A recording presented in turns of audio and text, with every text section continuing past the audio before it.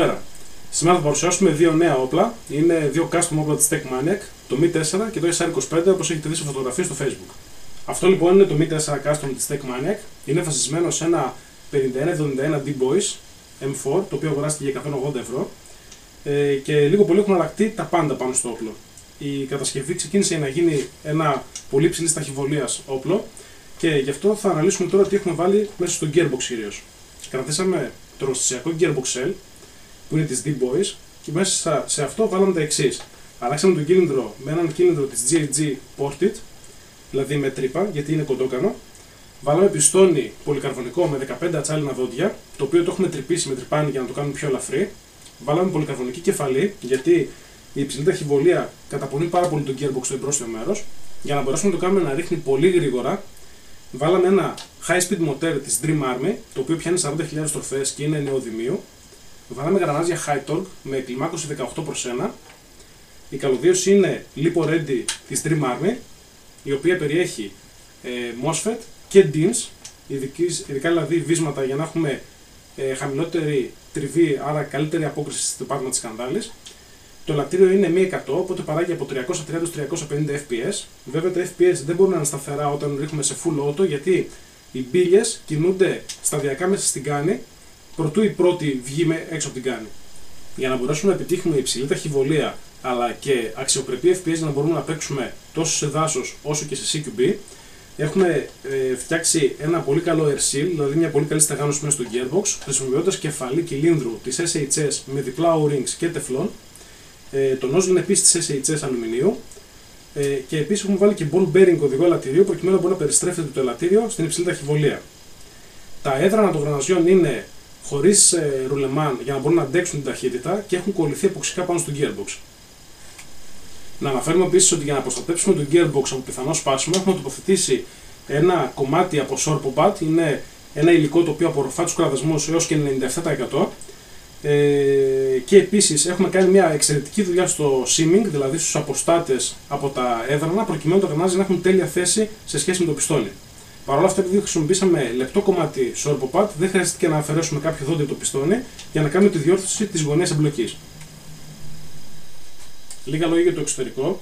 Όλο το αεροβόλο έχει βαφτεί σε καφέ Dark Earth σαν βάση και έχουμε τοποθετήσει λεπτομέρειες από χακί, το Olive 86, όποιος θέλει να τα αναζητήσει στα χρωματοπολία.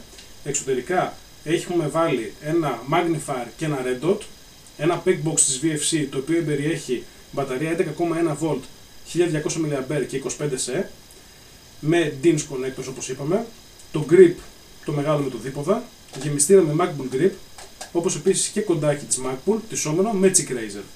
Επίσης έχουμε τοποθετήσει μια λεπτομέρεια, το πτυσσόμενο σκοπευτικό. Τέρμα ήτανε. Γράφει. Είπαμε τι έχει μέσα, τι έχει έξω, ήρθε η ώρα να το ακούσουμε. Τα FPS όπως είπαμε είναι περίπου 330 με 350. Ο χρονογράφος όμως δεν μπορεί να μας δώσει την ακριβή ταχυβολία, γιατί στα 33,3 μπιλάκια το δευτερόλεπτο τερματίζει η μέτρησή του. Η ταχυβολία θα μετρηθεί με την ηχογράφηση του όπλου, μετρώντας τις κορυφές. Θα προχωρήσουμε το επεισόδιο με την παρουσίαση του SR25 της Techmaniac. Είναι ένα πάρα πολύ ωραίο DMR. Η όλη κατασκευή βασίστηκε πάνω σε ένα A&K SR25K, την κοντόκανη έκδοση με το πτυσσόμενο κοντάκι, το οποίο εμείς μετατρέψαμε σχεδόν σε μακρύκανη έκδοση ξανά. Να πούμε ότι γενικά το A&K25, το SR25 είναι μια πάρα πολύ καλή κατασκευή για να μπορέσουμε να δημιουργήσουμε ένα DMR. Θα ξεκινήσουμε με τα εσωτερικά του πρώτα, τα οποία έχουν αλλάξει ολοκληρωτικά. Το μόνο που έχει μείνει stock είναι τα γρανάζια και το μοτέρ, τίποτα άλλο.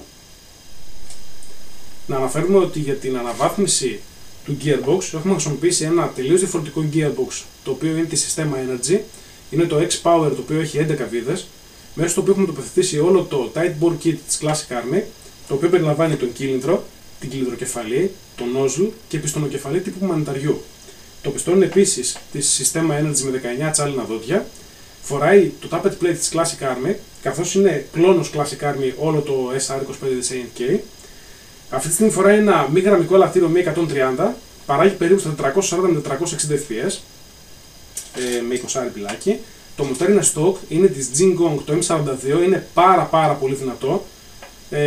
Σχετικά είχαμε δει σε ένα review ότι μπορούσαν να σηκώσουν 3 σφυριά με το μαγνήτη του.